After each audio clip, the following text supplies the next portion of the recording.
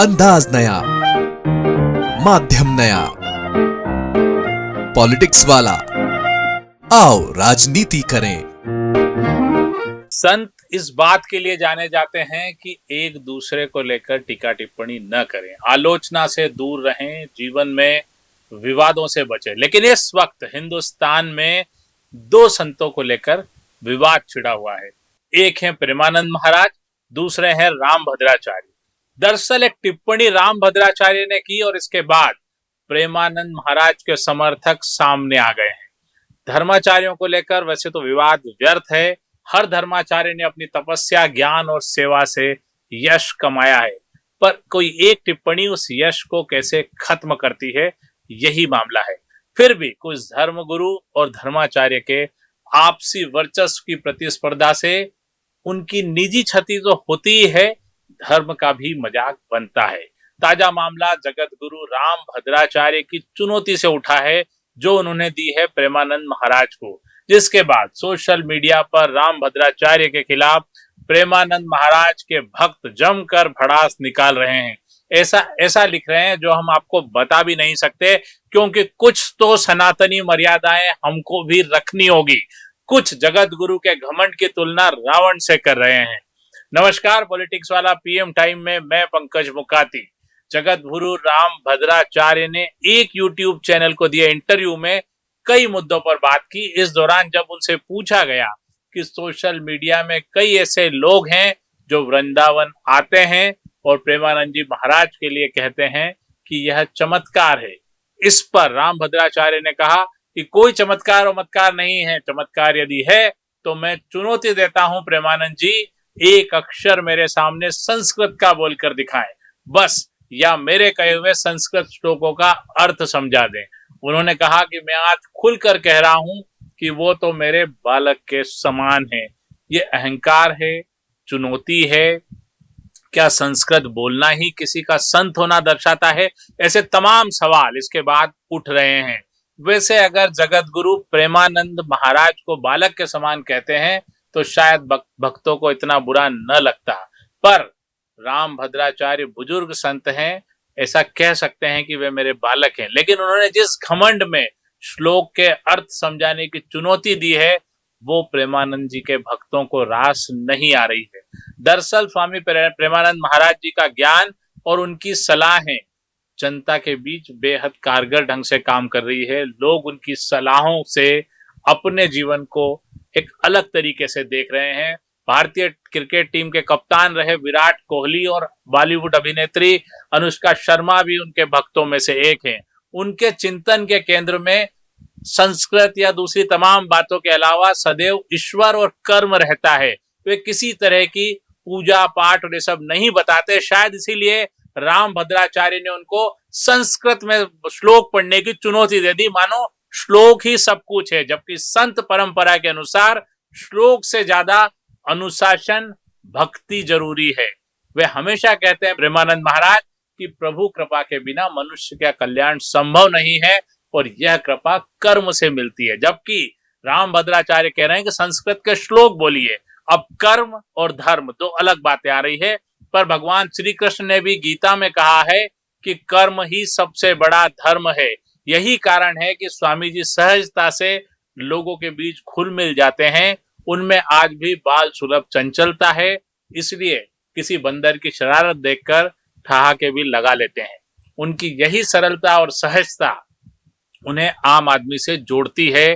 भक्तों की एक बड़ी श्रृंखला उनके साथ खड़ी रहती है, क्योंकि वे उनमें वही सब सुनते हैं जो उनके जीवन से गुजर रहा होता है। संस्कृत के श्लोक अच्छी चीज है, लेकिन क्या संस्कृत के श्लोक से आम आदमी को वैसा सुकून प्राप्त होता है? इसलिए प्रेमानंद महाराज जो कहते हैं वो आम आदमी को एक सुकून और आश्वस्ति देता है, अच्छे भविष्य की, उम्मीद भरे जीवन की। दूसरी ओर बहुत से धर्माचार्य शास्त्र से जुड़े होते हैं। उनकी साधना अध्यात्म के गूढ़ रहस्यों को समझने और समझाने में रहती है। ये भी कोई बुराई नहीं है, लेकिन ये आम गृहस्थ के बजाय संत परंपरा है, संतों के काम की चीज है। इसमें कोई द्वंद्व नहीं है, दो अलग अलग रास्ते हैं, बल्कि यह एक दूसरे के पूरक भी कहे जा सकते हैं। हिंदू धर्म की यही विशालता है। आदि शंकराचार्य जैसे महाविद्वान धर्म गुरुओं की कई बातें इतनी गहन और सूक्ष्म है कि उन्हें हर व्यक्ति के लिए सहज समझना संभव नहीं होता है। लेकिन इसका मतलब ये नहीं कि आम आदमी अज्ञानी है।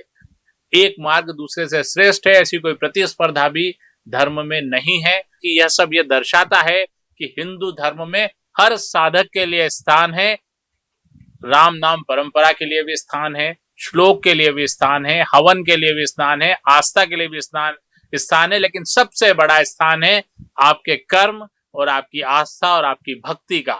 इसमें कोई मत नहीं कि जगत गुरु राम भद्राचार्य का ज्ञान अनुभव बड़ा है, वो देख नहीं सकते हैं, इसके बावजूद उन्हें दिव्य दृष्टि प्राप्त है, जिसके जरिए उनके पास वेद पुराणों का ज्ञान है। वे सारे श्लोक और दोहे जानते हैं, लेकिन अक्सर उनके बयान विवादों को जन्म देते हैं। वे सनातन की बात करते हैं, अच्छी बात है, लेकिन दूसरे धर्म को लेकर भी ऐसे बयान देते हैं जो तोड़ने वाले होते हैं, न कि जोड़ने वाले। तमाम लोगों ने इस तरह की टिप्पणियां सोशल मीडिया पर राम भद्राचार्य को लिखी है। रामायण महाभारत में लिखा है कि जब किसी संत में अहंकार आ जाए तो ईश्वर ने उनकी तपस्या और कीर्ति को नष्ट करने का निर्णय ले लिया है।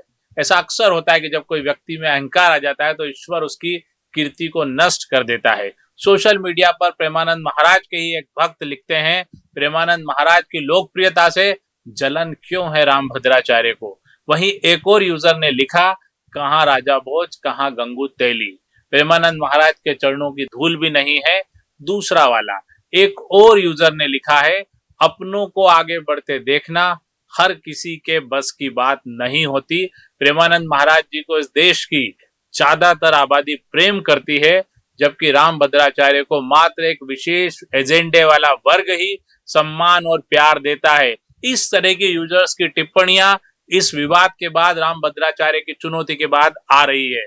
इसका कारण सिर्फ इतना है कि प्रेमानंद महाराज की लोकप्रियता तेजी से बढ़ी है। प्रेमानंद महाराज जाति के नाम पर बांटते नहीं हैं। प्रेमानंद महाराज को पूरा देश सम्मान और आदर दे रहा है। यदि राम भद्राचार्य जी चाहते तो उन्हें भी वह सब हासिल हो सकता है। ये यूजर्स की टिप्पणियां हैं राम भद्राचार्य की चुनौती के बाद। जो आज प्रेमानंद महाराज को हासिल है वो उन्हें भी हासिल हो सकता था, ऐसा यूजर्स लिख रहे हैं। वैसे कुछ कमेंट ऐसे हैं जिन्हें हम आपको बता सकते हैं, दिखा सकते हैं। कई तो ऐसे हैं जिनके बारे में चर्चा भी नहीं की जा सकती, दिखाए भी नहीं जा सकते। तो देखिए आपके किस तरह से दो संतों के विवाद में एक संत जो ज्ञानी है, शास्त्रों के ज्ञाता है, वेद पुराण के ज्ञाता है, उनके पास दिव्य दृष्टि है, लेकिन उनके एक बयान ने उनकी छवि को थोड़ा सा कमजोर किया है। और दूसरे प्रेमानंद महाराज, जिनका नाम ही प्रेमानंद है, किस तरह से अपने प्रेम के जरिए सबको जोड़े हुए हैं। आज के लिए इतना ही। अगली बार फिर हम ऐसे ही किसी विषय के साथ पीएम टाइम में आपसे रूबरू होंगे। धन्यवाद, शुक्रिया। अगर आपको वीडियो पसंद आया है तो चैनल को लाइक और सब्सक्राइब करना न भूलें।